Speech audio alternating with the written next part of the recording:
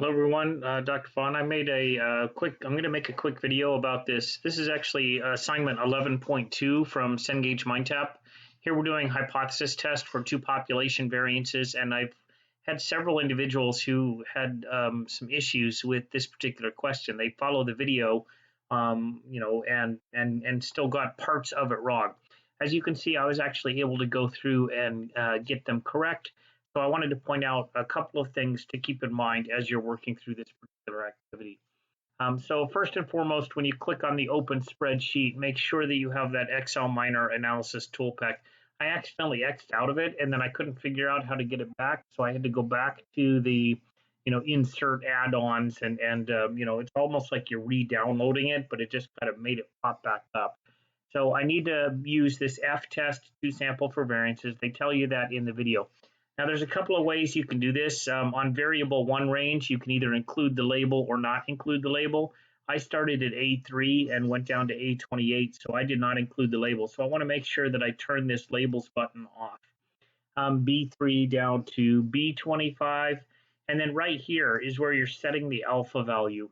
So the default, it'll always be at 0.05, and in the question, it'll tell you the alpha value right here. Right, so 0.05, but in the first time I did this question, it was 0.1, and it may be like 0.01. So make sure that your alpha value in your Excel minor tool pack input window is matches what it tells you down in part 2 of this question prompt. And then the final thing is, where do you want to put the output range? I usually put it just off on the right in some big open blank space on my Excel worksheet, and then I hit OK. And this was the result that I got out. You got the means, the variances of each of the two variables, how many data values there were, and therefore -1, the degrees of freedom. This is your test statistic. This is your p-value that they ask for a little bit lower, and this is your critical one-tail version. You can always kind of drag this out if you want to see the labels written out a little bit larger. And I did, as long as you round to what they say, I checked all three of these numbers actually worked correctly over here. One last thing is notice that this is a one-tail test.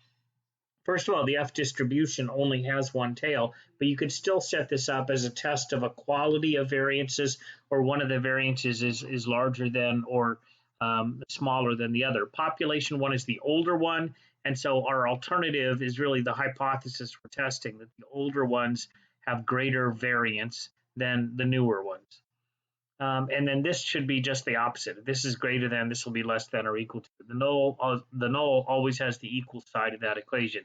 This is the 2.05 that came from your right here, 2.05. This is the 2.02 critical value, and that came from right here, the box, E15. And finally, this is your p-value, 4 decimal places, which came from this E14.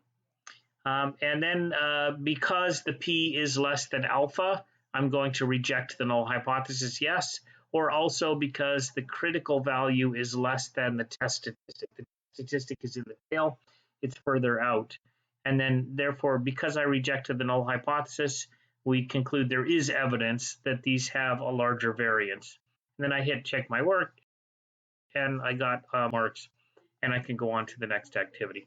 All right. Well, I hope this has been helpful. And again, at any time, if you have questions, please feel free to send me an email or call my Google Talk number if you want. If you don't have that number, it's 707-602-7763. I'll hop on Zoom with you like this. We'll work through whatever the issue is real time if you're comfortable doing that. And if not, then maybe I can make one of these short little videos for you. And I'd be happy to help because this stuff can be difficult. All right, hope you're all having a great week, and I'll talk to you again soon.